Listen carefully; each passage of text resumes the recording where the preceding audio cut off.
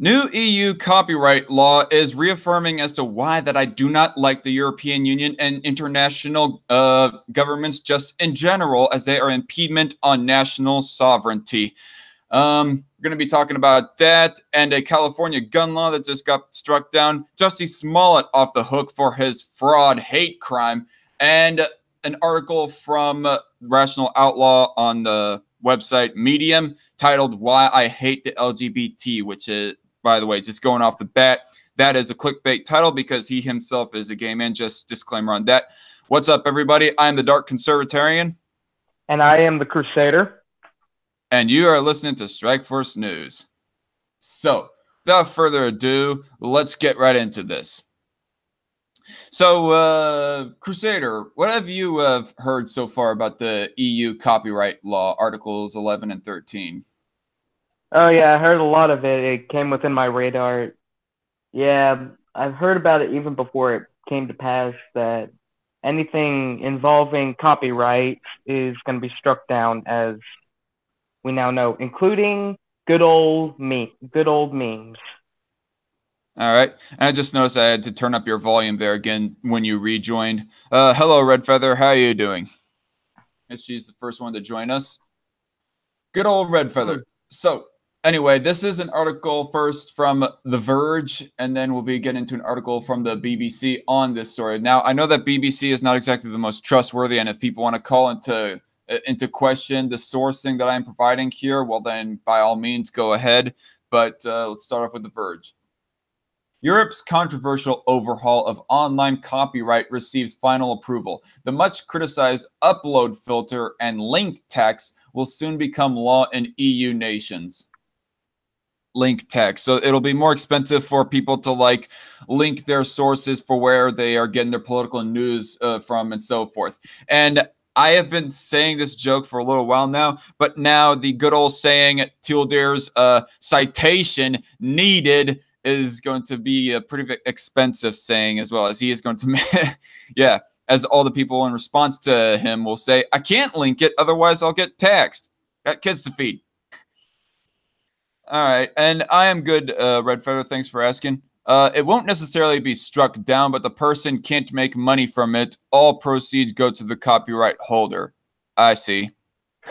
Are you sure about that, Red Feather? Because what I've been generally hearing about this new copyright law is that you'll be banned or taken down. Your medias on the internet will be taken down if you even share a meme or whatever. Yeah, it's true. All memes will be banned due to copyright. Although there is this article that says memes exempt as EU backs controversial copyright law, but I'm kind of coming into calling into question that article title, as it kind of goes against the norm of what's being known about the EU copyright law. And plus, it's the BBC, kind of mainstream media source. But as far as I know, not exactly the absolute most biased like Fox or MSNBC. All right. Or CNN. Or CNN. Yes, JJ. The European Parliament has given final approval to the Copyright Directive, a controversial package of legislation designed to update copyright law in Europe for the internet age. Members of Parliament voted 348 in favor of the law and 274 against. That is quite slanted. And by the way, I must also omit, by the way, guys, there's a video from the Burger Craig, and I'll probably link his video down below in the description. But if you guys ever heard of the Burger Craig, check him out. I really recommend him. That is Burger K-R-E or K-R-I-E-G. And he made a video talking about Articles 11 and 13 and saying how there is a possibility that Theresa May, or no, not Theresa May, Angela Merkel could strike it down, but most likely that she won't. But he was also explaining as to how that legislation works in the European Union, how the Parliament works. That they'll kind of do these laws very quickly, like they'll do kind of them as fast as lightning, and so on and so forth. You'll have barely any time to think about which law it is that you're saying yay or nay to, and so forth. So some of the people who voted for or in favor of the EU copyright law, they might have accidentally said yay to the law, mistaking it for a different law. So yeah, it might have just gone too fast that they were not paying the utmost closest attention to what they're saying yay to or yes to. Yeah, I heard about that. Apparently, like, I think at least two of the votes were, they had no idea what it is, so they just signed yay to it. All right. Red Feather says, well, I don't know then. Maybe I heard wrong. And Common Sense Guys in the chat, hello there, Jason. If you want to like join this Strike Force news stream, Jason, well then I'm still more than willing to send you the link if you are interested, and just say so in the chat. Excuse me.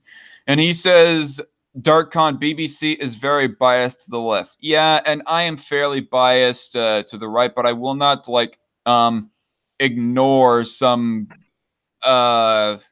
inconsistencies of certain right-leaning political figure or whatever else. I mean, I will show. I'm not too afraid to like show the slight bias that I have, but I try to control that. Red Feather also says the BBC is BB bullshit. People have to pay for a TV license just to basically only have the ability to watch the BBC. Wow, bunch of cheapskates. Good old Swedes, says a Common Sense guy. Oh, right. Did this... I can't remember if the Burger Craig said that the Swedes all voted for or all voted against the law. I don't know. Red Feather also says, amazing that this passed with little public support, yet they say fuck the vote on Brexit. All right. Although the vote for Brexit was like what 52 to 48%. It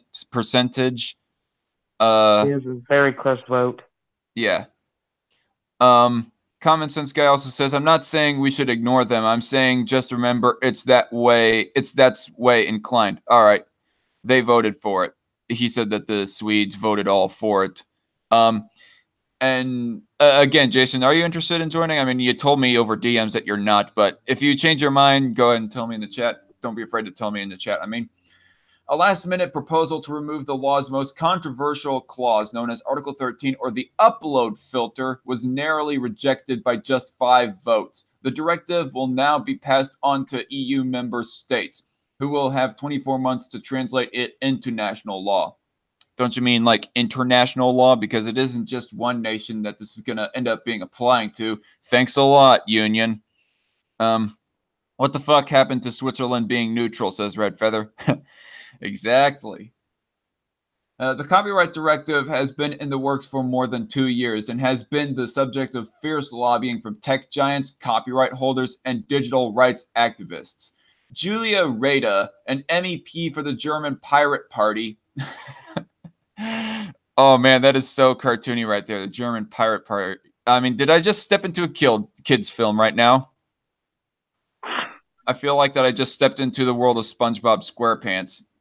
Oh, God. Anyway, the German Pirate Party, who led much opposition to the directive, said it was a dark day for internet freedom. Andrus Ansip, vice president of the European Commission and a key advocate for the law, said it was a big step ahead that would unify Europe's digital market while protecting online creativity. Ugh.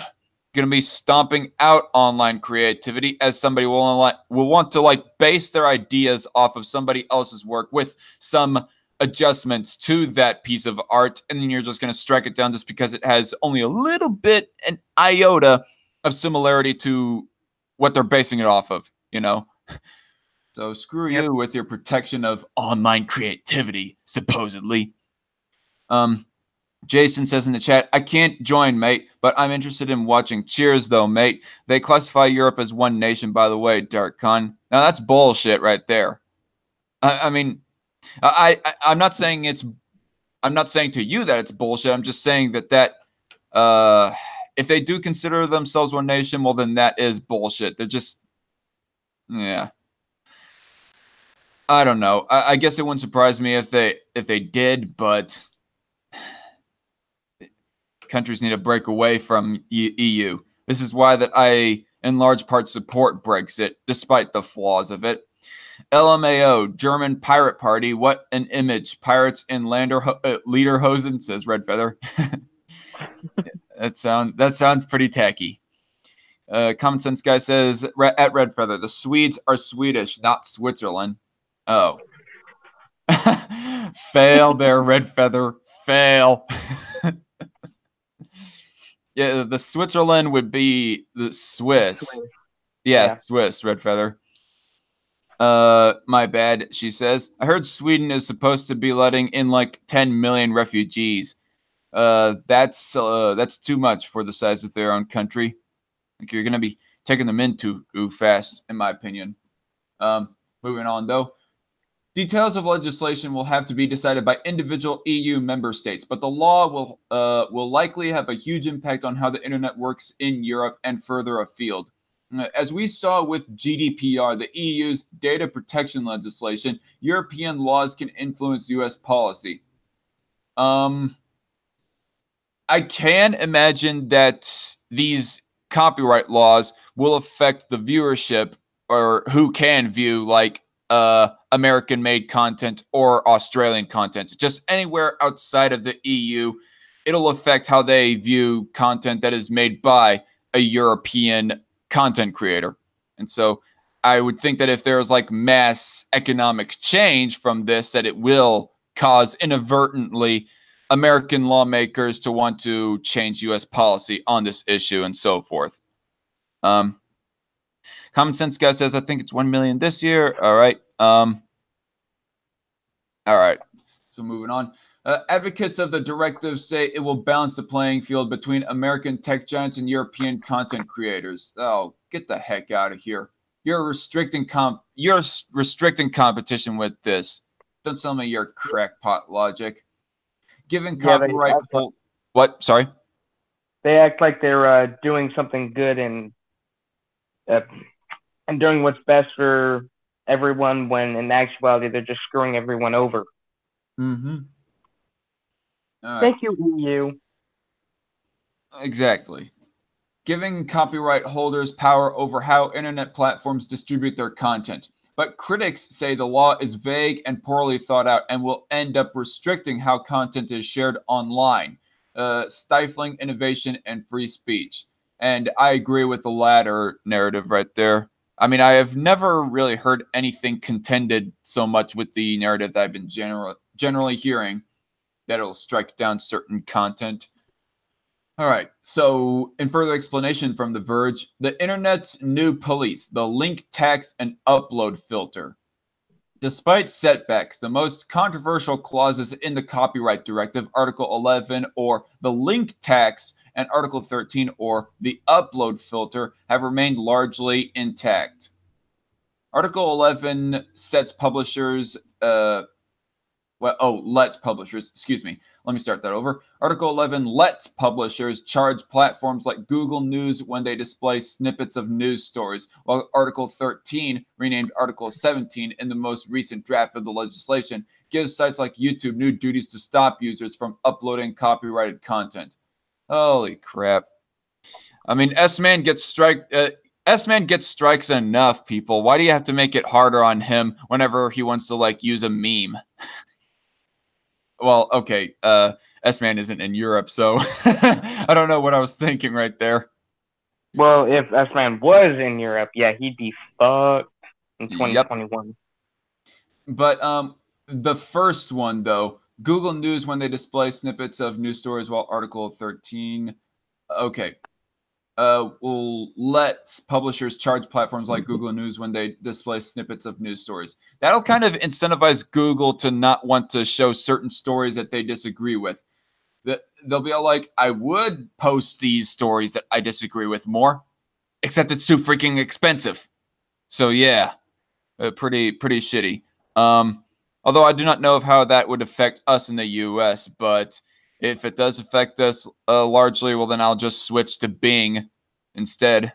Red Feather says, I watch a channel from Australia. They basically just do nature vids, and their comments have been disabled by YouTube. What the fuck? Jason says, at DarkCon, that's wrong. Foreign countries away from the EU, when it's watched in the EU, are based in the EU. It still affects the Copyright Act. What's wrong? I don't know of what exactly I said that was in contrary to what you said there necessarily. Foreign countries away from the EU, when it's watched in the EU or based in the EU, it still affects the Copyright Act. I don't think. What are you trying to say, Jason? Are you trying to say that the copyright law will legally affect viewers in the United States? I mean, aside from who they're able to watch, or aside from what their favorite European content creators will be able to publish, how will it affect American viewers? Anyway, in both cases, critics say these well-intentioned laws, yeah, right, will create trouble. Article 13, for example, could lead to the introduction of upload filters that will scan all user content before it's uploaded to sites to remove copyrighted material. And so people's videos will look like an utter shitty mess. So if you are somebody like, I don't know, I cannot think of any. If you're somebody like Jay Longbone, for example, she's an American, though. She doesn't live in Europe. If somebody in Europe is like her, or let's say Count Dankula, because I know that he likes to do memes a lot, his videos are going to end up looking like an utter freaking mess of how much that certain European content creators will use memes in their videos. Somebody as professional as Sargon of Akkad, though, his videos will not look like that much of a big mess, because I don't think he uses memes that much overall. So in extension, Jason says, foreign countries' links still in effect. If I wanted to link Vox, I'll still have to pay a tax for the link, even if it comes from the U.S. I did not think I said that you wouldn't have to pay for a link, Jason. I mean, I did not say that European content creators will not be charged a link if they link something that's from the US or Australia or anything like that. I mean, as far as I knew, European content creators will have to be taxed on every link that they share, whether or not the link comes from a European website or US website or other have you. Dankula made a vid where he has a black pug raise his paw to the term black power. Yeah. And that's not getting as much shit as his white power skit. I mean, either way, it's still just harmless edginess, people, and just leave Dank alone on this. The law does not explicitly call for such filters, but critics say it will be an inevitability as sites seek to avoid penalties. Advocates for the directive say that claims Article 13 will kill off memes are exaggerations. No, they will kill off the memes. Advocates for the advocates for the directive say that claims. Well, you have a good explanation for that, Verge. Actually, advocates of the directive. Let me reread that. Advocates for the directive say that claims Article 13 will kill off memes are exaggerations, and that the legislation includes protections for parody. But experts say any filters that are introduced will likely be error-prone and ineffective. They also note, well, I can only hope so. They also note that given the cost of deploying such technology, the law may have the opposite effect to its intent, accidentally solidifying the dominance of U.S. tech giants over online spaces. That doesn't exactly go against the overall narrative that people have been saying. I mean, you shifted the goalpost to talking about U.S. tech giants. I mean, what about the European tech giants and so forth?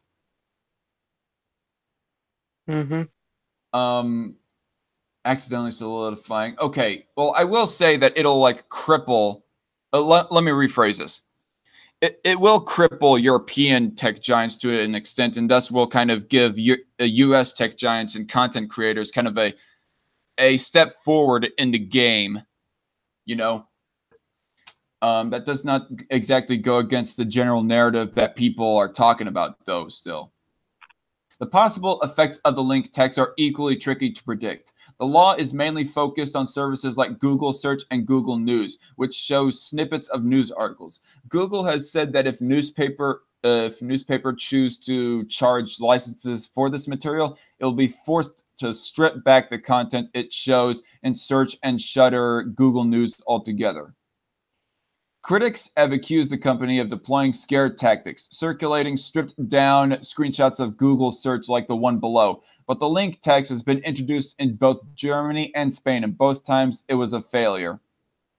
Wouldn't surprise me. I mean, a link tax is going to obviously get huge disapproval from both sides of the political aisle. Okay, so I'm going to read a little bit more of the chat here. I always thought the pug video was hilarious, said Red Feather. My take is you can train a dumb dog to respond to a certain phrase as Nazis did. And James Schultz in the chat says, at the DarkCon, also, any video game that follows the SJW agenda is defended in Europe. You know, that would not surprise me too much if the EU decided to make an exception for that kind of content. The Rezzed guys didn't say anything about Brexit when I emailed them. All right. And James Schultz also goes quoting Teal Deer, I think is what he's doing. Lab Zero Games is going to have an event in London where people can play SJW developed indie games, including Indivisible, the worst of them all, if you ask me. All right. 1 second.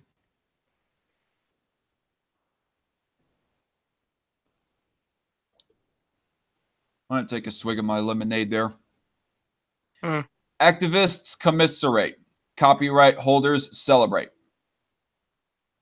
The approval of the copyright directive will be upsetting for many across Europe.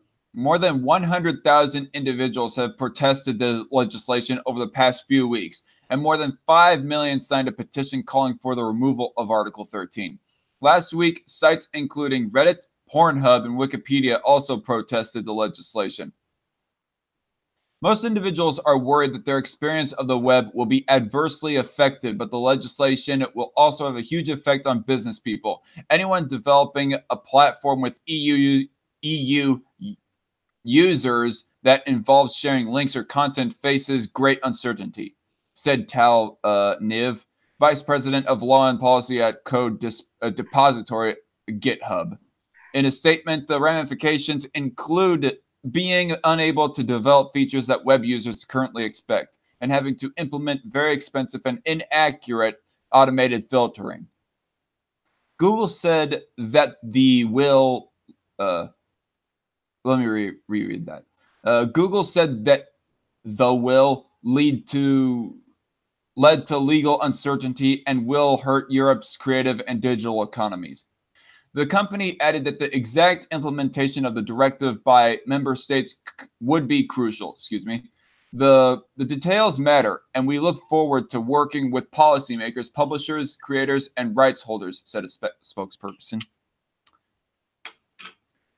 Despite these reactions, industry groups from the world of music, publishing, and film celebrated the passage of the law. This is a vote against content theft, said Xavier Bouquer, or however you pronounce that name right there, president of the European Magazine Media Association, in a press statement. Publishers of all sizes and other creators will now have the right to set terms and conditions for others to reuse their content commercially, as is only fair and appropriate.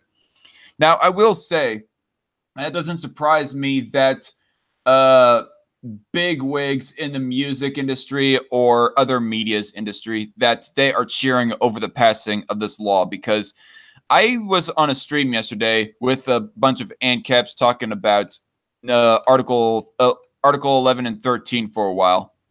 And they were like making the point basically that copyright laws, for the most part, they help legally solidify monopolies over certain markets. And it makes perfect sense, because if a person likes even use a little bit of a snippet of somebody else's work, they'll get taken down entirely, and thus will kill off the competition of the content creator that they were basing their own content off of. I mean, I'm not so sure of how exactly I feel about copyright law, but I would say that generally speaking, I'm against most copyright law. because of how vague and ambiguous of a territory it can be on what exactly is titled copyright infringement and what is not. And because of that ambiguity, it leads to the precedent, the dangerous precedent that basically anyone can get taken down just because you decide to like take the hat from my character for your animated character or whatever. I mean, even Bearing, let's take Bearing, for example. He decided to, when he first started his YouTube channel, he based his brown bear icon totally just ripped that whole cloth off of the Total Drama Island bear. But then when he was told about how that violates copyright, he decided to redraw it a bit, and he only used like the ears as they were. I think was all he used of the Total Drama Island bear. He only used the ears. The rest of it, he drew himself, the rest of his brown bear icon. And that wasn't enough, apparently. He still had the ears, so therefore, he gets his channel taken down, taken down because of that. Just because of using the ears. All right, so further in the chat, Jason says this is the death of the alt media or counterculture. It's been done on purpose, as the media in EU is all controlled by the governments, so no negative or to negotiate. People like Robinson changed the game. That goes against the media and proves them wrong. Yep. Red Feather also says, it is a start, common sense guy, but we in America think it's BS and will bitch at your government as much as we can. Good luck. Excuse me. She also says, America really is the last stronghold for Freeman as defined today in the world. And Jason says, agreed.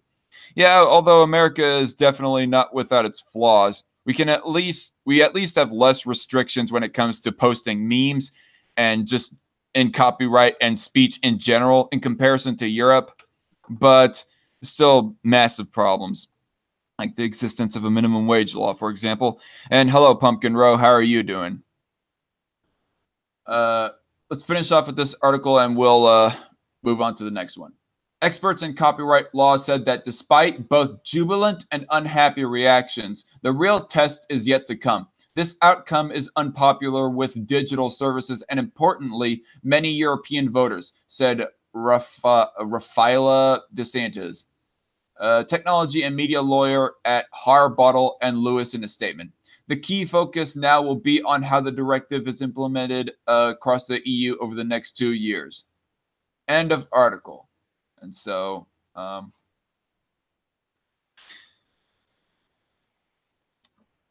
in the chat, Red Feather says, I didn't say we are flawless. No, I did not mean to imply that you thought that we were flawless. I was just adding my own disclaimer to your earlier statement, Red. And Pumpkin Rose says, funny you say America is the last stronghold for freedom when we're all slaves to the government. Not quite just yet. I mean, yeah, we all pay taxes, but to call us all just complete and utter slaves off of that just seems slightly hyperbolic. I'm not going to say that taxes is absolutely not an infringement on liberty, but still, I mean, what would really make us slaves is if we were like working in labor penal camps or something like that.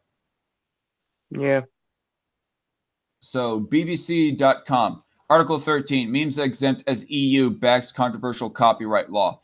And this kind of raises a red flag in my head because right off the bat, when I was hearing about the new copyright law, I was thinking right off the bat that, yeah, what I was generally hearing was that memes will be struck down. So for BBC to be given off this narrative kind of goes against the grain of what the general narrative is. Copyright laws, which critics say could change the internet, have been voted in by the European Parliament. The new rules, including the controversial Article 13, will hold tech firms responsible for material posted without copyright permission. Sharing memes and GIFs will still be allowed under the new laws. Are you sure? Many musicians and creators say the legislation will compensate artists fairly, but others argue that they will destroy user-generated content. Copyright is the legal right that allows an artist to protect how their original work is used. And I will say, like, let's take movie theaters, for example. If somebody was to, like, record the movie as it's being played on the big screen while they're watching it, and they were to like post that, you're still going to have like a massive market for movie theaters, because for one thing, the person recording that movie, the quality is going to be absolute crap, and people still want to like see it on the big screen, all fresh and nice and crisp, audio and video and everything like that. In the chat, Red Feather says, I know, Pumpkin, but we really have to believe in our ability to change the way things are going. We are better off for now than other westernized nations. Emphasis on for now.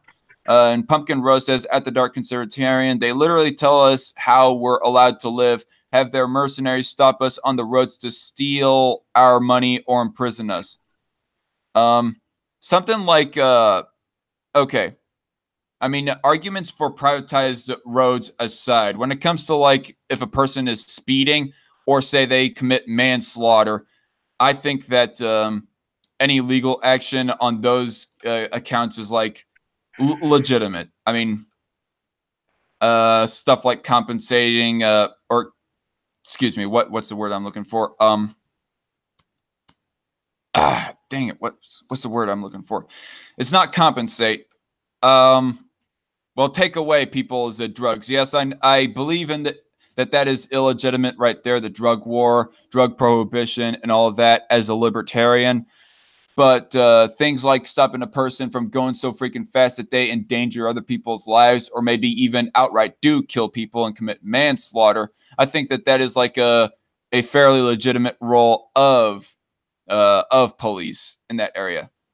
They also steal the fruits of our labor and steal our property through eminent domain if they deem it necessary. Now, I'm completely against eminent domain. As far as fruits of our labor, I presume that you mean taxes. And like I said, I will grant that taxes is a mild infringement on freedom, but to say that automatically is slavery is, well, just slightly hyperbolic. No offense on that.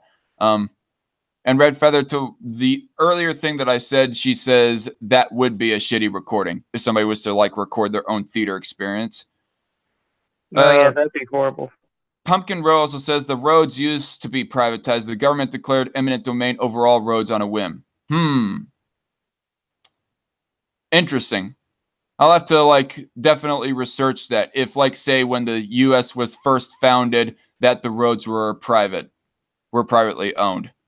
That would be an interesting factoid to learn right there. Copyright is okay, I already read that paragraph, so moving on. Tech companies have argued that artists are already paid fairly under the current system. Google said it would harm Europe's creative and digital industries. High-profile figures who have campaigned against the EU copyright directive include Wycliffe Jean and web inventor Sir Tim Berners-Lee, while Debbie Harry and Sir Paul McCartney have been among its supporters.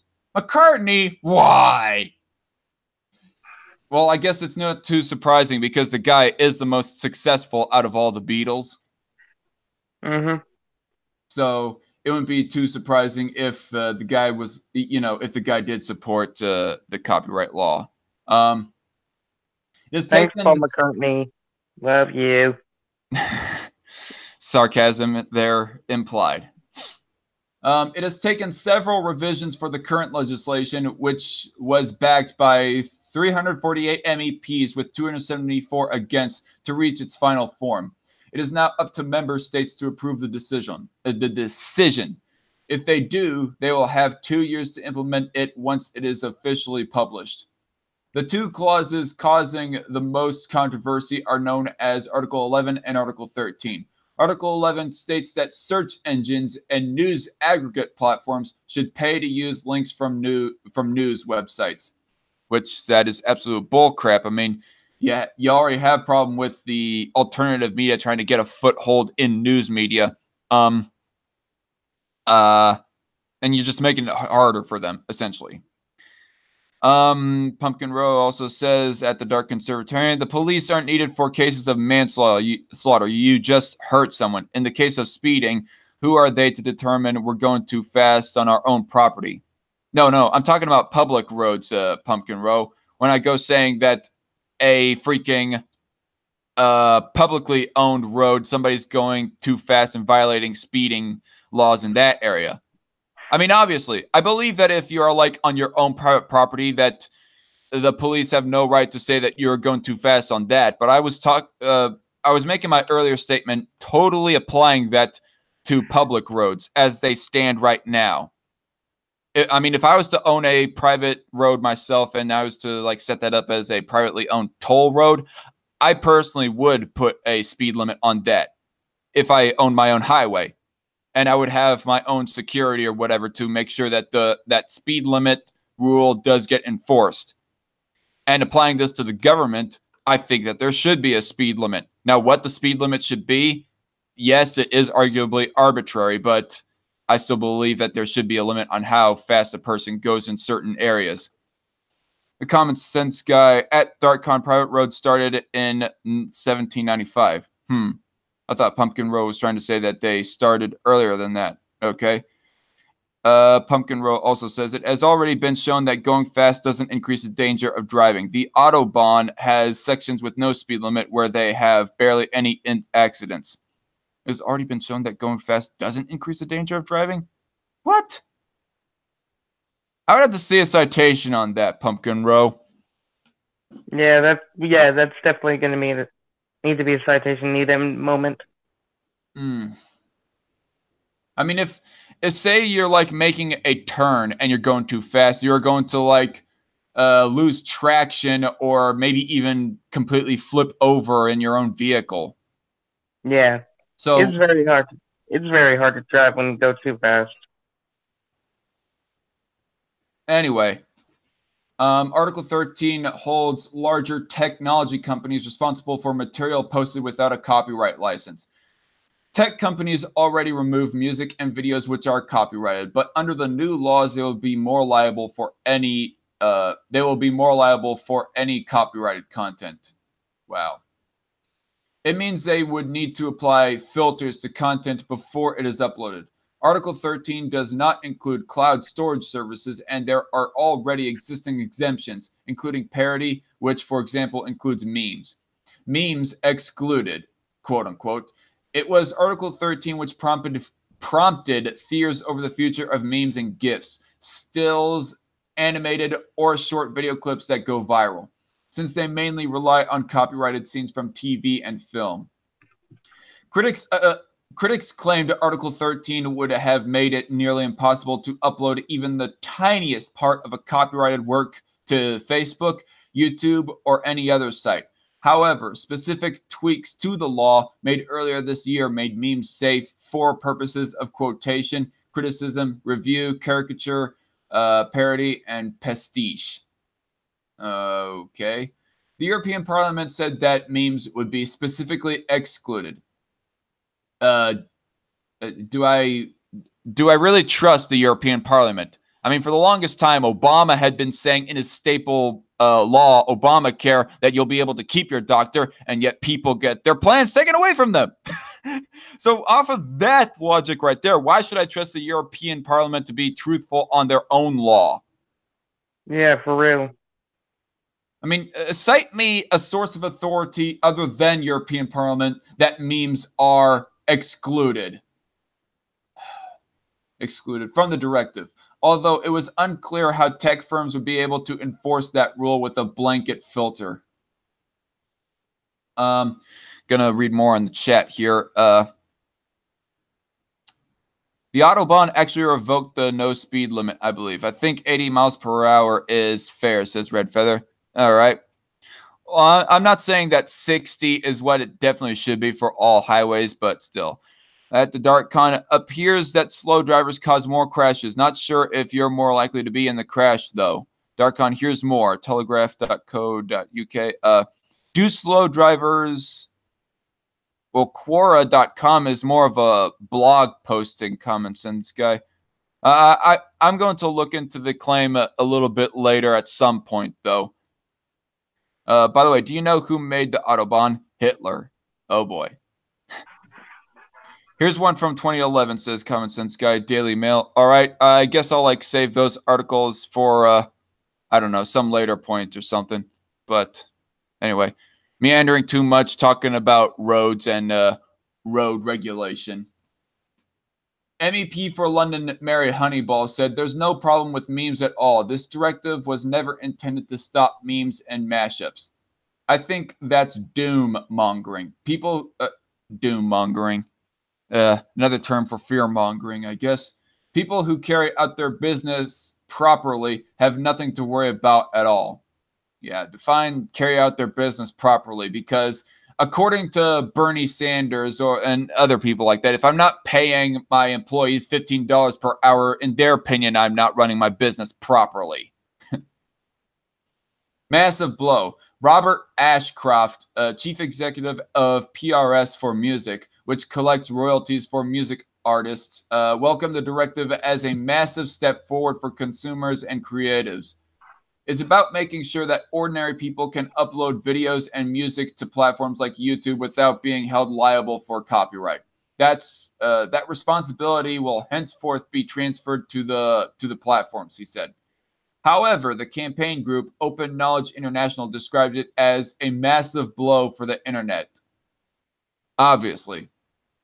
We now risk the creation of a more closed society at the very time we should be using digital advances to build a more open world where knowledge creates power for the many, not the few, said Chief Executive Catherine Styler. Google said that while the latest version of the directive was improved, there remained legal uncertainty. The details matter, and we look forward to working with policymakers, publishers, creators, and rights holders as EU member states move to implement these new rules, it said. Kathy Berry, senior lawyer at Linklater's, said more detail was required about how Article 13 would be enforced. While Article 13 may have noble aims, in its current form, it functions as little more than a set of ideals with very little guidance on exactly which service providers will be caught by it or what steps will be sufficient to comply, she said. European Parliament Rapporteur Axel Voss said the legislation was designed to protect people's livelihoods. That's what they all say. This directive is an important step towards correcting a situation which has allowed a few companies to earn huge sums of money without properly remunerating the thousands of creatives and journalists whose work they depend on, he said.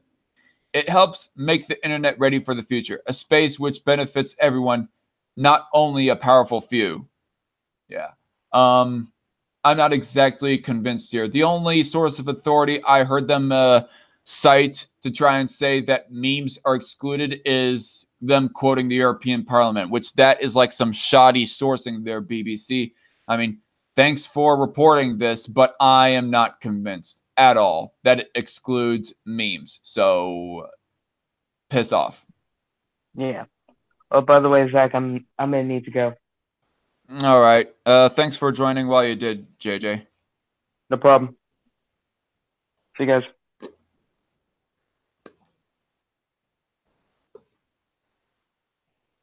All right.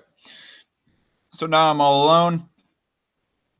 And Pumpkin Row also says in the chat, I hear he also created that mustache style he used, Red Feather. Both must be inherently evil. Roads, Rudes, Row, ads.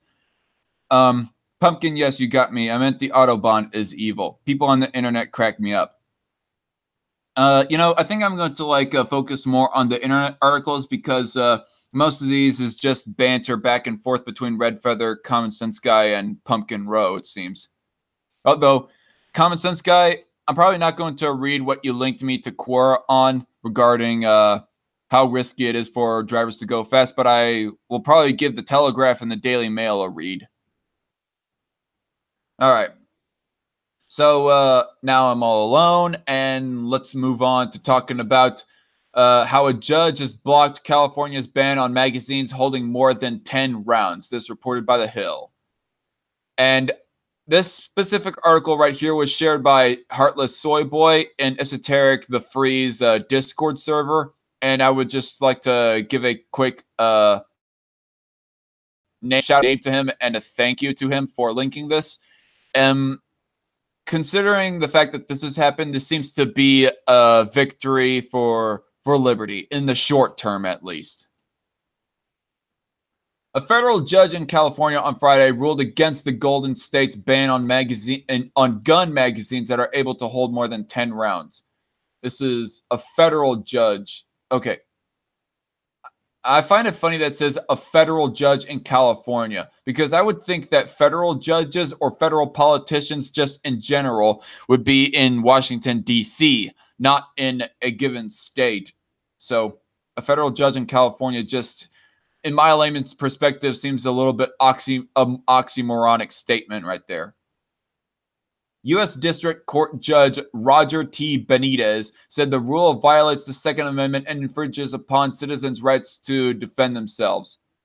Although, I will say that taking into account the 10th Amendment and the Commerce Clause, this would be kind of a violation. I mean, it's not so much of a violation of states' rights or states' powers, as Austin Peterson puts it more. It isn't so much of a violation of states' powers because according to U.S. states' powers, states have the right and power to legislate on whatever they want that is not mentioned in the U.S. Constitution. In other words, they cannot outright ban certain types of speech, guns, and cannot have National Guard troops stationed in people's own homes, et cetera, et cetera. So, just to bring my perspective into this, because I was thinking to myself as to whether or not this would be unconstitutional or not. A federal judge ruling that California cannot ban magazines that are over 10 rounds, that hold more than 10 rounds. But on second thought, considering the 10th Amendment and the Commerce Clause, it is kind of unconstitutional for what California is doing, not for what the federal judge is doing so much. Pumpkin Row asks me specifically, do you have any interest in streaming a discussion with Filthy Heretic? In all honesty, not really. I haven't seen much of his content. I haven't talked to the guy so much. And plus, I have some other interviews that I was interested to, to hash out with some other people that I have kind of obligated myself to before ever doing Filthy Heretic. So maybe sometime I'll interview Filthy Heretic, but it will not be anytime in the near future. It would be like months into the future if I was to do that. California's law prohibiting acquisition and possession of magazines able to hold any more than 10 rounds places a severe restriction on the core right of self-defense of the home, such that it amounts to destruction of the right and is unconstitutional under any level of scrutiny, he wrote in an 86-page decision. California's ban is far-reaching, absolute, and permanent. The ban on not so much permanent now that you're having a federal judge overrule you, so yeah, flipping the bird to you on that statement. Excuse me. The ban on acquisition and possession on magazines able to hold more than 10 rounds, together with the substantial criminal penalties threatening a law-abiding, responsible citizen who desires such magazines to protect health and home, imposes a burden on the constitutional right that this court judges as severe, he wrote. Pumpkin Row says, I highly recommend it. He's one of the nicest people you'll ever meet. Highly intelligent, etc. I think you would greatly benefit. Nicer than Esoteric the Free, Pumpkin Row. No, that's not me necessarily trying to jab at that's not me trying to intentionally jab at Esoteric, but I'm just asking that just for the sake of asking it. Benitez, a George W. Bush appointee who serves on the bench for the Southern District of California, also wrote that California's ban unfairly impacts a wide swath of the state's gun owners, as many choose to use magazines containing over 10 rounds for their defense. I mean, if you're going to have like a large group of people trying to invade your home, or if you have like one very skilled gunfighter trying to invade your home, you're obviously going to need more than 10 rounds. Yeah, obviously. I mean, what these gun grabbers try to ignore, they don't realize that there are going to be those cases where people will need more than just a select few arbitrary amount of rounds in order to efficiently defend their homes from either be it multiple invaders or a single skilled invader. Oh, hey, S-Man, how are you doing? Why are you in the chat? Why aren't you in this live stream, you spick? Thank fuck George W. appointed someone to deal with California's retardation, says S-Man. All right. Red Feather says, I mean, that is one thing that I will at least give credit to George Bush on overall, is how he did on guns. But as far as economics go and the way he handles the military, it's pretty crappy. Red Feather says, I don't agree with these restrictions, but if you can't get someone with 10 rounds, it's time to put your gun down. Yeah, in all practicality, well, the average gunfighter will probably take no more than 10 rounds. I mean, if you're fairly well trained on the use of your own firearm, then it probably will take hardly no more than 10 rounds.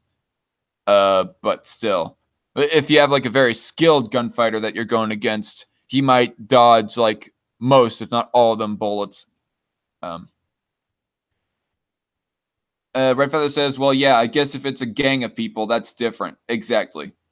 I mean, there's like a story that I had heard that, what am I talking about? There was a story that I heard of where this one mother had an AR-15, and she used that AR-15 to defend her house from 3 invaders. And there's this one clip that I keep on using in my videos of where it's in black and white, and the guy is defending his shop with an AR-15 from 3 invaders. Pumpkin Rose says, filthy heretic tends to walk you through the discussion, while esoteric entity will beat you over the head with facts. I would say that filthy heretic is nicer than Esso. All right, I'll have to take your word on that. S-Man is spamming in the chat. He says, hey, I'm not in the chat since I'm working on the project. Ah, I see. Well, you have fun working on that video project, S-Man.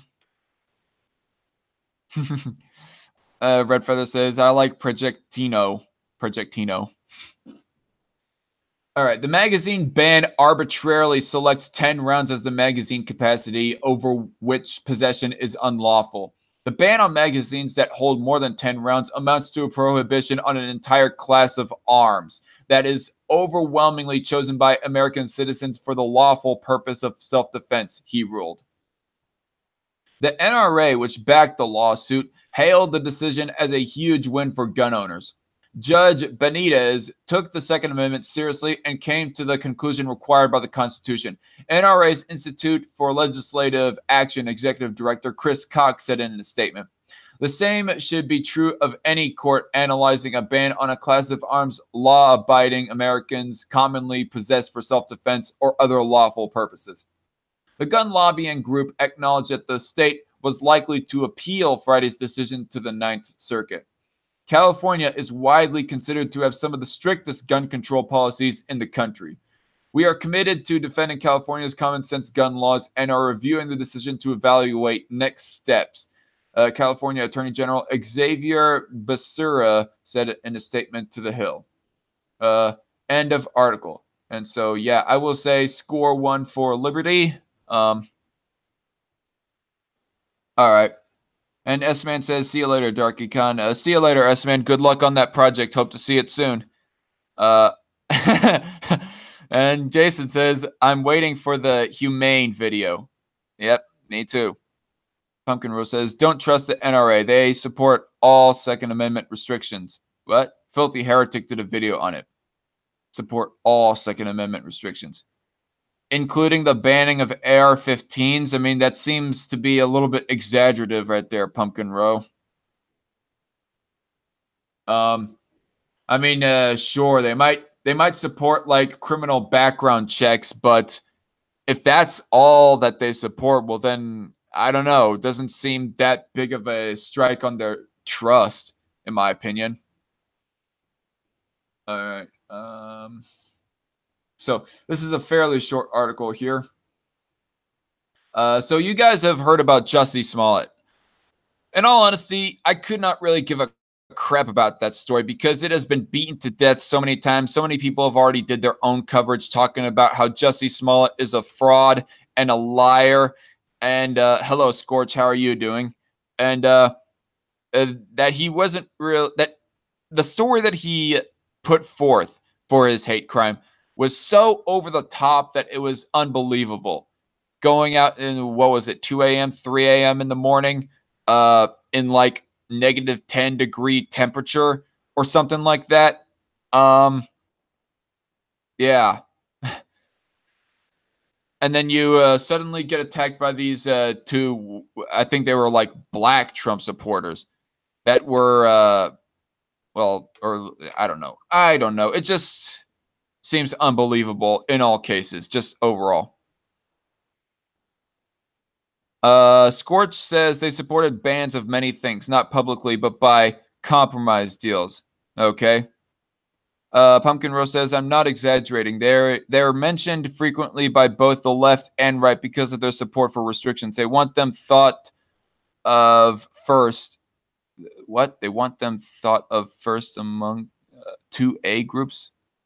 Okay, that last sentence was a little bit, I don't know. I think there might be a typo with that last sentence right there, Pumpkin Row. But I mean, I have no doubt that NRA has criticisms from both the left and the right, mostly because the NRA kind of makes a mess of the whole Second Amendment and gun rights debate. Because once you go talking about of how that, once a shooting gets brought in and lots of people, including politicians, go saying, no, we should not take away people's gun rights just because of this shooting right here. People then, or the gun grabbers more specifically, then go out of left field, bringing in the NRA and saying the only reason why you are against gun legislation is because of the NRA. And it just, oh man, makes me facepalm all the time.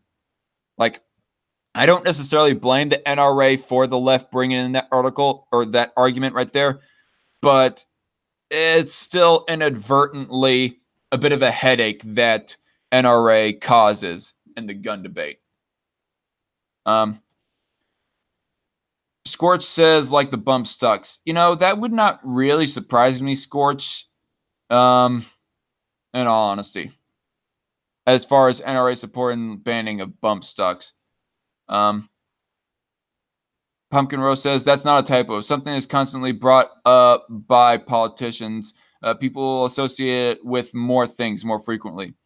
They want them thought of first among 2A groups. That's not a typo, Pumpkin Road. They want them thought of first among 2A groups. That sentence doesn't make sense if that is not a typo. He means that NRA, okay, Red Feather says, he means that NRA presents themselves as one of the front line of the Second Amendment fight. Okay, I see. Wait, if blackface is racist, does that mean whiteface is as well, says Common Sense Guy? I mean, it should be in all intellectual honesty and all consistency, but that would not. No. I know what 2A means, Pumpkin Row. I know that 2A means Second Amendment. They want them thought of first among Second Amendment groups. They want them. Okay, no, I had to reread that sentence a few times. The NRA wants to be the first ones thought of, is what I think you're trying to say to me. Red Feather says, no, Common Sense Guy, you can't be racist against white people. Hardy, hardy, har. All right. So, yeah, I could not really care less about Jussie Smollett, but now that he is being let off the hook, I just have to, like, read a little bit about that to see of how the law is being, like, being broken in this way. And I would say in a rather immoral way, too. Like, you have a liar getting away. Watch Chicago police and Mayor Rahm Emanuel slam Jussie Smollett and the decision in his case video. Democrat Chicago Mayor Rahm Emanuel and Chicago Police Superintendent Eddie Johnson slammed Jussie Smollett and the Cook County State's Attorney's Office for dropping all charges against Smollett. Johnson said the city was owned. Don't you mean owed?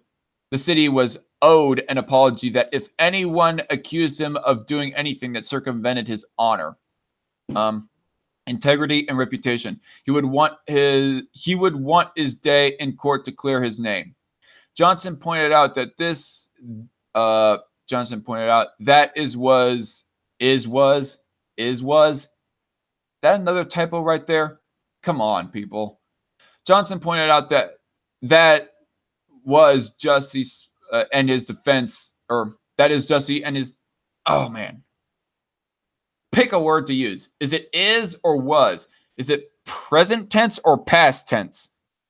I don't get it.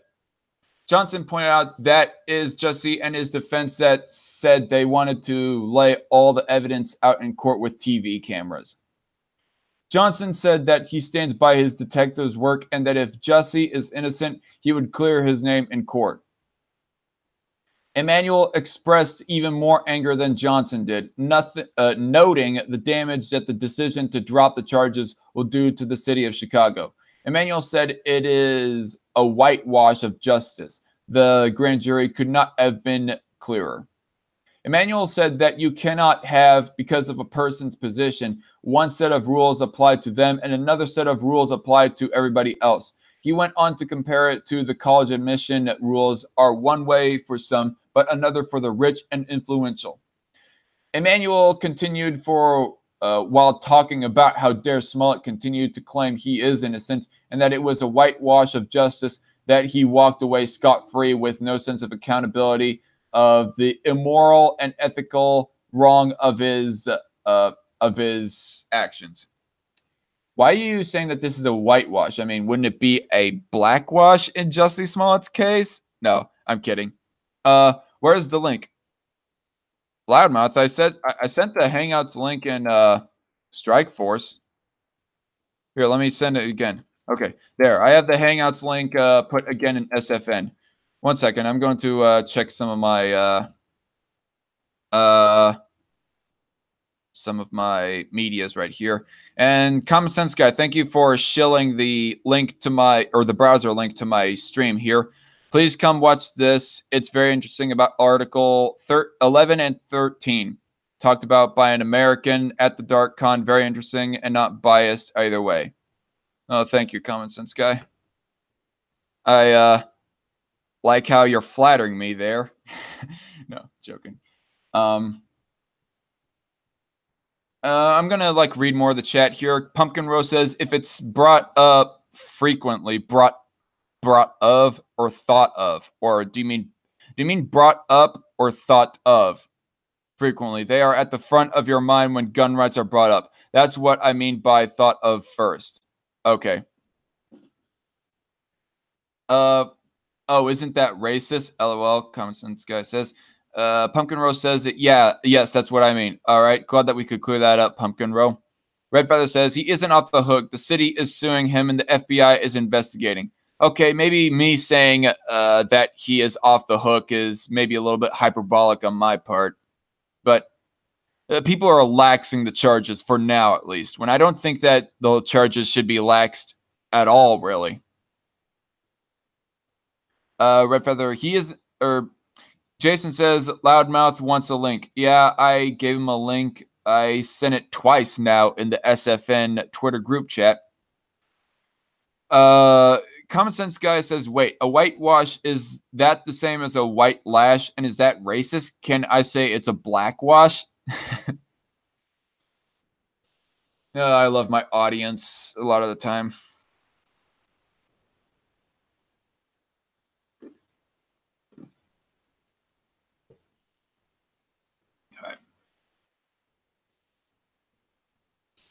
Continuing on here, Emanuel continued for a while talking about. Oh, wait. I've already read that paragraph. Excuse me. Emanuel questioned if Smollett had any decency. I think they meant to spell any, but they forgot the Y in any.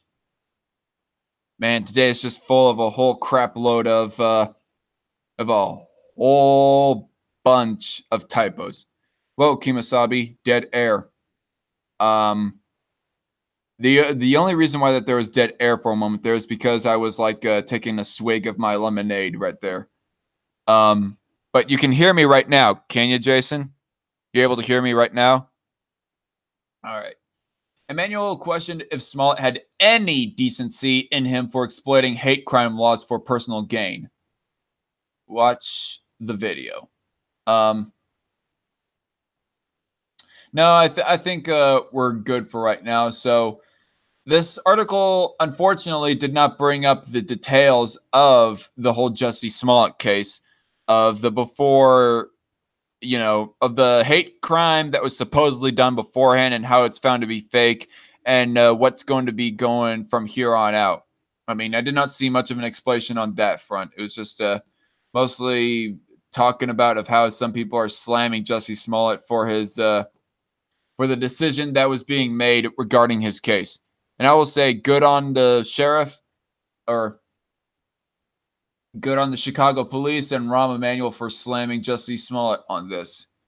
I mean, I generally hear of how Rahm Emanuel is kind of a left guy himself, but it's heartwarming at least to know that there are some leftists that are calling out Jussie Smollett for this amount of bullcrap right here. And Common Sense guy says that yeah, he can hear me. That's good. He has ties with Obama, says Red Feather. Well, Michelle Obama is what Jason says. So maybe I'll have Common Sense guy join on here, but this is going to be like the last. This is the last article here that we're going to be reading. If Loudmouth doesn't get on before I'm finished with this article, I might just ask for his quick take on articles 11 and 13. And well, what I'm trying to say is that this episode of Strike Force is going to wrap up here pretty soon. So Loudmouth, if you want on here, better join on soon. All right. So this is from Medium.com, and I don't really trust Medium. When I originally came across this website, I thought they were like a kind of a center left or moderate left website or something like that. Or I mean, I'm not saying that I will dismiss any news site with a slight left bias. I mean, Daily KOs, I believe, is fairly intellectually honest because there's an article that I read from them that they were calling out Bernie Sanders for not being truly anti-war. And Daily KOs is also a fairly left-leaning website. So them I consider to be fairly consistent. And also there's NPR. I think USA Today and US News, or I don't know, they might not be left-leaning. They might be more dead-set centrists.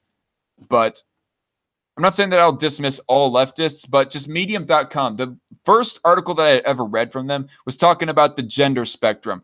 And they were basing the evidence of the existence of the gender spectrum to be supposedly, they're basing it off of people's feelings and off of culture. And that's not a convincing case for me of the existence of the gender spectrum, for crying out loud.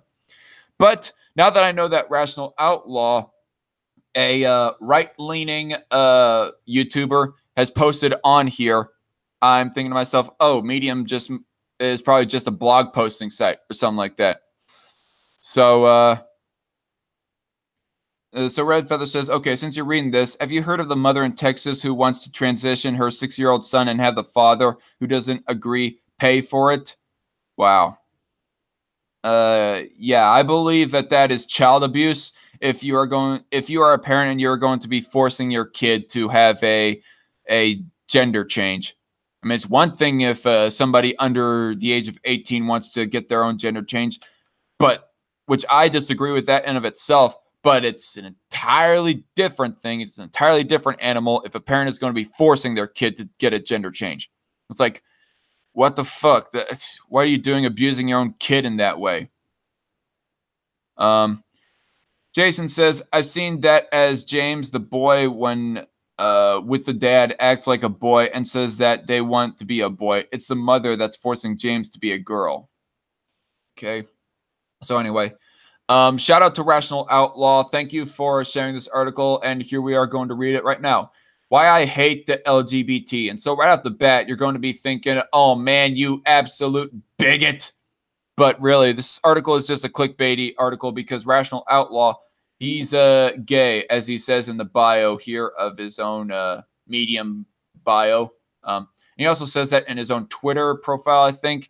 And he just overall publicly admits that, yes, he is gay. So I don't think he is actually hating people for being of a sexuality. He's just hating the movement, the LGBT movement, I think is what he means.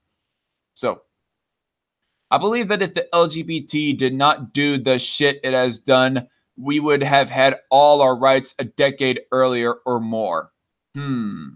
Interesting. So tell us why that is, Outlaw.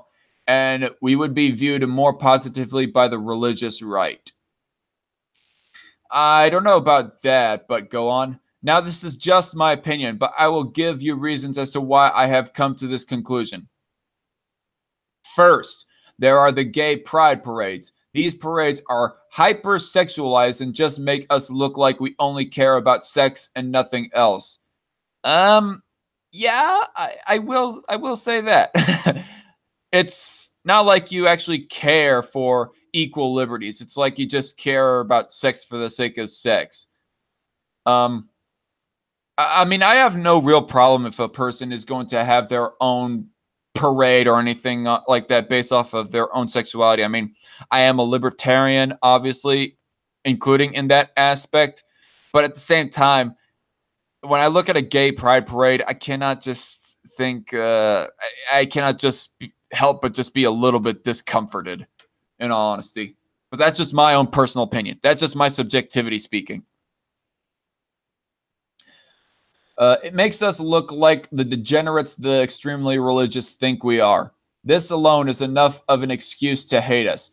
I mean, come on. If you want to be respected, then act like a normal functioning human being in society. That does not mean you can't have an LGBT event or something. Just desexualize them. Doing that would also benefit gay teens. Excuse me. Doing that would also benefit gay teens. Then it would be appropriate for them to attend the parades, and it may help them accept themselves. Yeah, I mean, actually, that is a thing right there. I mean, looking at all these gay pride parades with how hypersexualized they are. I mean, even if my own kid was gay or something like that, I probably still would not let them go to a gay pride parade, mostly because of how flagrantly sexualized they are. I do not want, like, my say, for example, this is just a hypothetical here, people. I do not have any kids. Just disclaimer on that. I would not want my gay son to be hanging around some gay dude in a Speedo dancing around in his own gay pride. Just me personally. Red Feather says, yes, common sense guy. She has taken him to professionals who deem he has gender dysphoria. She wants to have him chemically castrated at age 8. Oh, man. Fuck that shit. Agreed. What a bitch, says Jason. And Red Feather says, same as the drag kids. CPS sees nothing wrong. Yeah, I don't see anything fundamentally wrong with teens talking about sexuality, but a 3-year-old or a 6-year-old? Really? Yeah, that's getting too far into the realm of discomfort right there, Red Feather. I agree. Second, the amount of sex and unprotected sex that gay and bi men have. This behavior is damaging to not only themselves, but also to gay bi men's reputation as a whole. We have a vastly higher rate of sexually transmitted diseases. And now, because of political correctness and intersectionality, we have people promoting being disease infested. Yeah, like, for example, California just struck down their own anti-HIV law or AIDS laws. Anti-HIV AIDS laws. For some dumb reason, we also cannot say that it is their fault despite their reckless behavior. A great example of this would be California decriminalizing the intentional spread of HIV. You read my mind, Rational Outlaw. This shit needs to stop. It is absolutely disgusting. And here's a little cartoon that Rational Outlaw posted. The gay person saying, sleep with me. And can't remember what that guy's name is. Rational Cracker, Rational Cookie or something. I've come across his YouTube channel before, but I can't remember his name. I think it's Rational Cracker. He says, nope. Sleep with me. An insane observer says, no. And then the gay person finally speaks to Rational Outlaw, who is actually a gay dude, says, sleep with me, please. And even the gay person doesn't want to sleep with him because of how crazy some people in the LGBT movement can get. And he says no. And the random LGBT person says, no one will sleep with me. And the LGBT movement comes and says, don't worry, they are just HIV phobic. Okay. A phobia would imply an irrational fear of something. As far as AIDS and HIV goes, yeah, it's not exactly irrational to be fearful of that. Pumpkin Rose says what they're actually trying to do is diagnose as many people with mental illness as possible so that they can be more easily disarmed, since both the right openly and left want those people disarmed. I mean, not everybody on the right. There is more the libertarian right who is more accepting of LGBT people like myself and my circle of right-leaning libertarians. And I think that banning guns based off of somebody's mental illness is a bad metric to go off of by. There's a study that I had actually read. I cannot remember where the study was done by, but the study was saying that basically mentally ill people are only like 1%. They make up less than 1% even of people that commit these gun crimes. They are actually more likely to be the victims of a gun crime than be the perpetrator of a gun crime. And so by that logic, I do not think that mentally ill people should be banned from owning a gun. It's just unreasonable. You are restricting people's rights based off of the minority who commit crimes within that group. It's bullshit. Red Feather says, having the talk has become even more complicated. I'm telling my kids the basics when it's appropriate and answer the strange questions as best I can. And she says, yes, Pumpkin, agreed. Pumpkin Rose says, it is a bad metric to disarm anyone, but this is where the narrative has been pushing. You're also right about the statistics, but that's what they're pushing.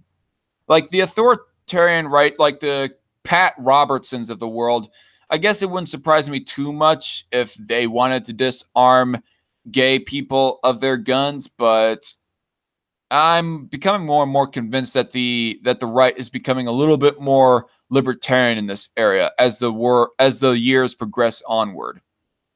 So I'm fairly optimistic about the future in that area. And Scorch88 says agreed, Dark Khan. I think he's saying agreed on why mentally ill people should not be disarmed more than anything else. Anyway, moving on. Third, and thank you, Scorch. I excuse my manners, or lack of, rather. Thank you, Scorch. Sleepy Projection says, how will the autism uprising ever happen without guns? Exactly, Sleepy. Need to... No, never mind. I'm not going to go into there. Third, the masculinity, hate, and sexual... Third, the masculinity, hate, and sexual preference shaming are problems. Within recent years, it seems there is a disdain for masculinity, saying that being masculine is bad, and that if you do not like another gay bi man because they are too feminine, both in appearance and or have feminine mannerisms, you are a bigot. Yeah, and just a side note, by the way, not all gay men are a bunch of effeminate fairies. Like some of them can be rather masculine. I mean, take Cult of Ham, for example. Left-leaning liberal. He isn't exactly the most effeminate faggot that I've ever met. Most people don't even care about guns in general, says Red Feather, in my opinion. I would not say that, Red Feather. I mean, I will say that most people do care about guns in the country, but the majority, at least, care about them in, I guess, a milquetoast right-leaning way, that they at least want guns to be allowed to be owned. At least pistols, let's say. Machine guns, that's a little bit more contentious. And when it comes to licensing and background checks, that's where it gets even more disagreeable. Red Feather also says, Darkon has been in the strong arms of many gay men. Yes, exactly, Red Feather. Oh, brother. Just digging myself a hole. Pumpkin Rose says sleepy projections, but Antifa wouldn't use guns regardless. Yeah, that is quite an odd thing there, Pumpkin Rose. With all the Antifa riots and whatnot, I don't see hardly any machine guns or anything like that get used by them. Even with the freaking Hamburg protests, when they like practically burnt down the entire city, I don't think I heard anything about them using guns in those riots right there. I'm sorry, but if you are feminine, I am not going to have sex with you, let alone date you. I like men, not women. This idea is extended further into other sexual preferences like race and fitness. The LGBT say that if you do not date a black fat man, you are racist and fat phobic. Fat phobic. That is so freaking stupid. Yeah, because I totally fear the fat guys that I work side by side with in the shop that I work at. Oh, please keep them away. I have nightmares of them nightly. Anyway, it's just so freaking stupid. It's beyond parody. I personally have no problem with any race sexually, but even if I did, it wouldn't make me a racist since it is a personal preference. It definitely doesn't make you a bigot. Like, with the context that people use the word racist nowadays, yeah, you are not racist, Rational Outlaw. But I would kind of argue that it is technically, by definition, racist for you, or the milquetoast racism if a person is going to be having a certain personal preference as to who of what color that they want to date. But it doesn't make them hateful, bigoted, or intolerant, so therefore it's not a big deal. Just FYI, people. And Pumpkin Rose says in the chat, fat phobia makes perfect sense. You don't want them on top.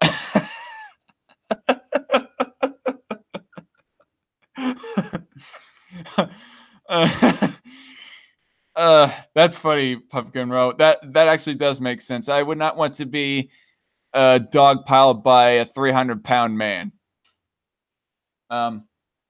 As for fat guys, sorry, but you are not.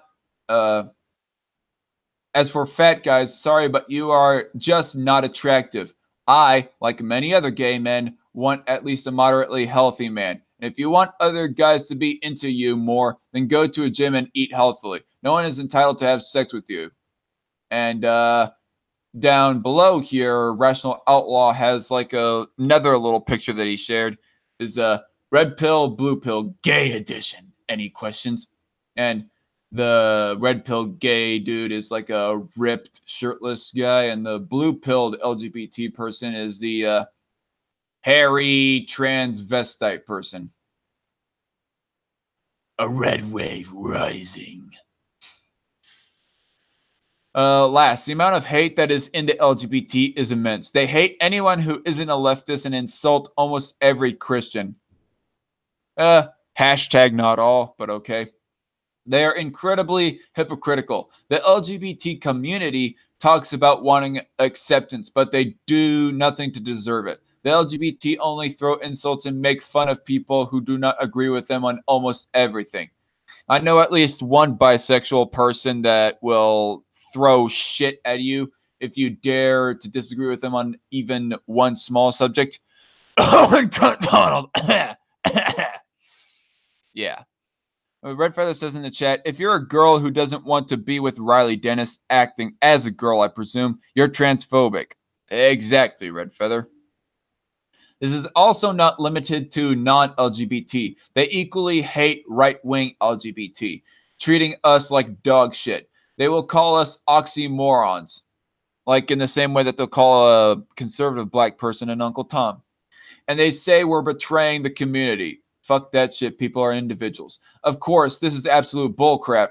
There's nothing wrong with being pro-life, for gun rights, being fiscally conservative, and pro-constitution. And at the same time, being pro-LGBT or being yourself LGBT as well. Pumpkin Rose says in the chat, Owen McDonald is one of the dumbest people on YouTube. Thank you, Pumpkin Rose. Thank you. You have my sympathies. You have my utmost sympathies in that statement there. There is nothing wrong with wanting to have more personal freedom and more economic freedom. There's nothing oxymoronic about that. Yeah. I will say that just going off of the bet that Rational Outlaw seems to be a little bit more of a conservatarian than an actual conservative. Oh, Loudmouth, you at the bare tail end of this stream finally join on. Yes. What did I miss? Practically everything, dude. I see. Well, I wanted to talk about Article 13 particularly. All right. I'm going to finish. Can I give a big fuck the EU before you go at least? Well, yeah. I mean, I'll let you give your whole monologue about the EU copyright law once I'm done with this article. This is the very last paragraph.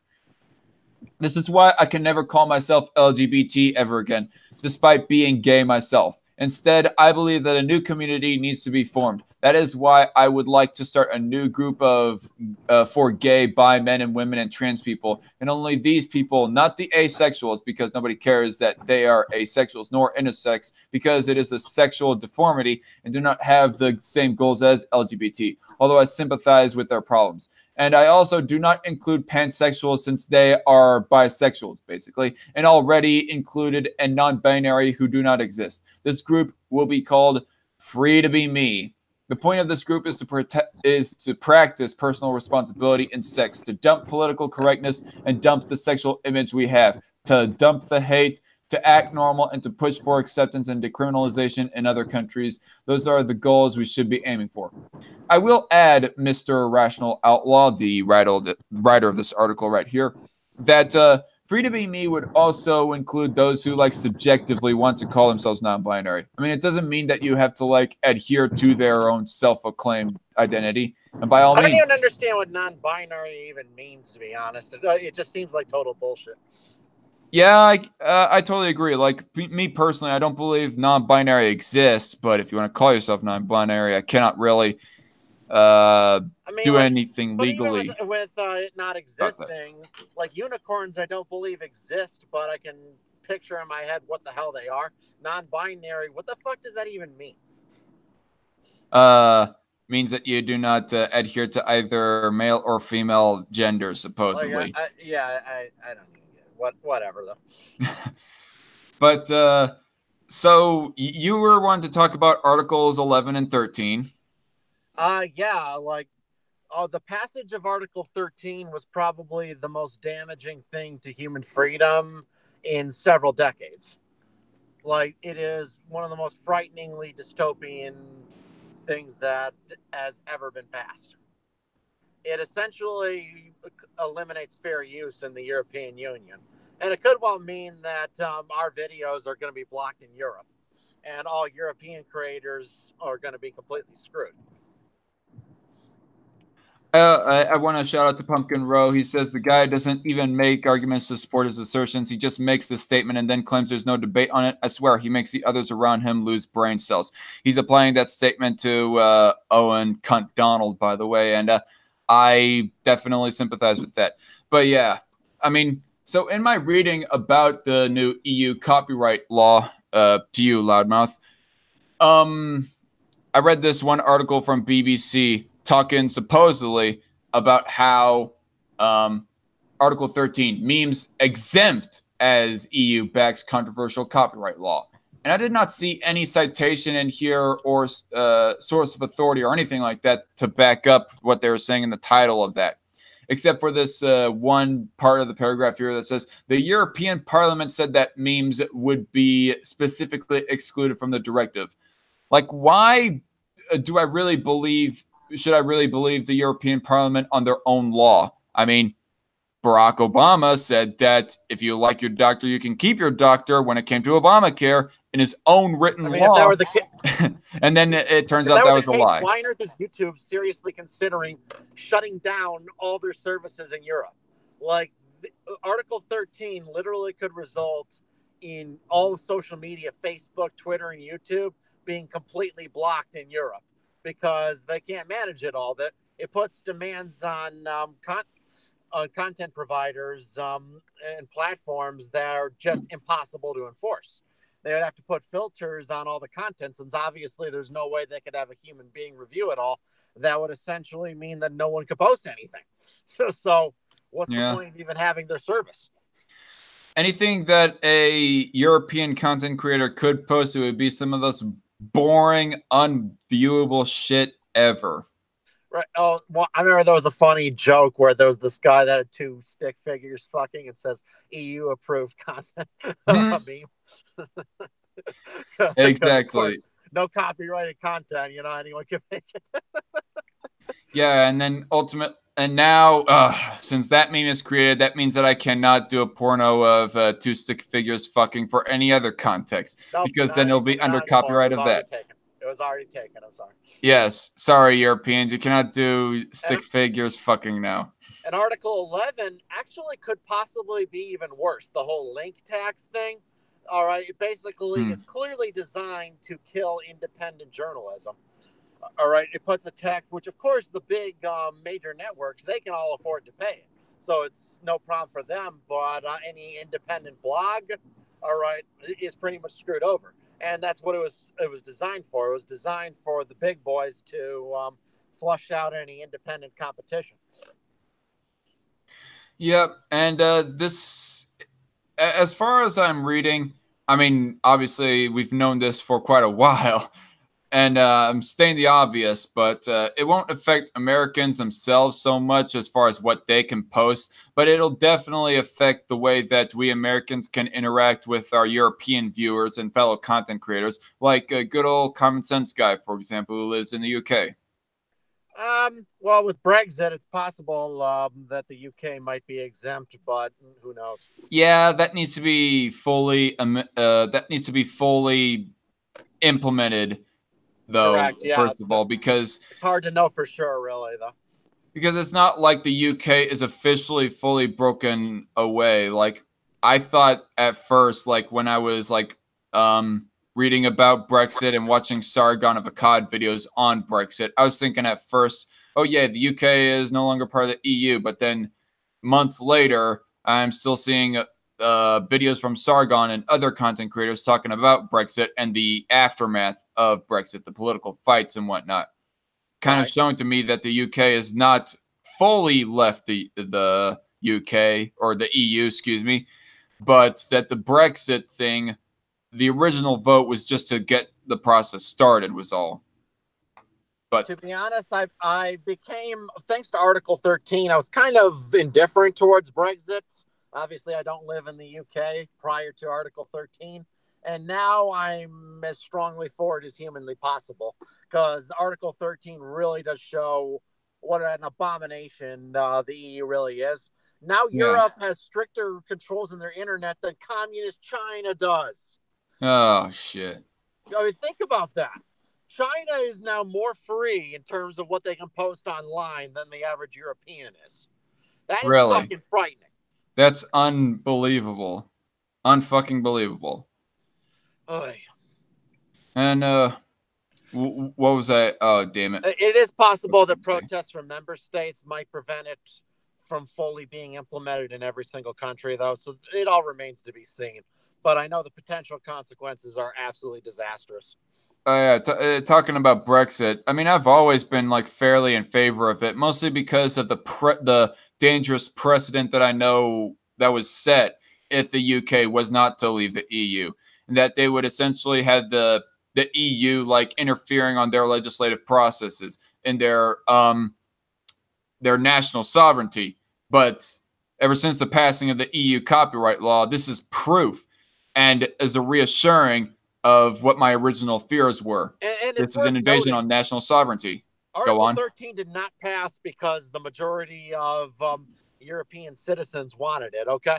The vast majority of European citizens either opposed it or were neutral to it, and yet it still passed because what the elites want goes and what the average citizen wants doesn't fucking matter. They don't give a shit. And we're It's talking, all about who has the bucks. you know, it's kind of funny. It's another great example of how often the biggest enemy of capitalism is ironically capitalists. Very often, big corporations will lobby the government to create bullshit, unfair laws like Article 13 or to squash smaller competitors. That turn out more plutocratic than capitalist. Right. That's one of the corporatist, greatest, more specifically. It's one of the greatest ironies of the capitalist system. That very often those who benefit most from it are also the ones who lobby against it the most. Don't tell that to Owen McDonald. Yeah, he doesn't really understand that fact. Yep. All right, so I don't know. I think I'm going to be ending this. Oi, that makes no sense. Says Scorch88. What? On what? What doesn't make sense? What are you talking about, Scorch? What makes no sense? Oh, he's probably thinking it doesn't make any sense as to why corporations would be, be lobbying against capitalism. Well, basically, of course, it makes perfect sense, really, because corporations love capitalism when it helps them grow, but also capitalism also means that you can gain it all or you could lose it all. All right, in a free market system, the free market can also cannibalize corporations that aren't up to snuff, and corporations are always wary of that. So they'll often think that it's much easier, rather than playing by the free market rules, to simply pay off politicians to skew rules in their favor. All right, so Scorch88 says in the chat, the biggest enemy of capitalism is capitalism because of government. What? No.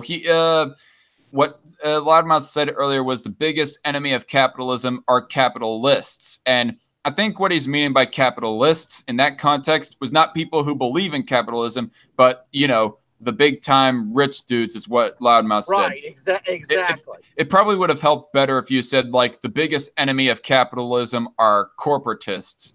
Well, yeah, but what I meant to say, when I said capitalists, I meant the ones who are like the big heads of corporations, basically. That's what I meant by it. Not advocates of capitalism. No, they're the biggest friend of capitalism, those guys.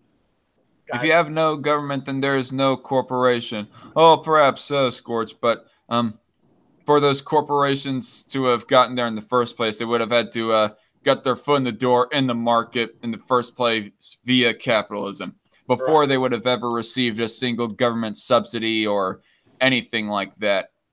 And I was pointing out that Article 13 is the best example because it was big corporations like the Apple Corporation and big copyright holders in the music industry, the movie industry, what have you, that were basically conspiring with each other to screw over independent media, to basically use the force of the state to essentially make it so that independent media can't function, and thus all their small-time competitors are squished, essentially.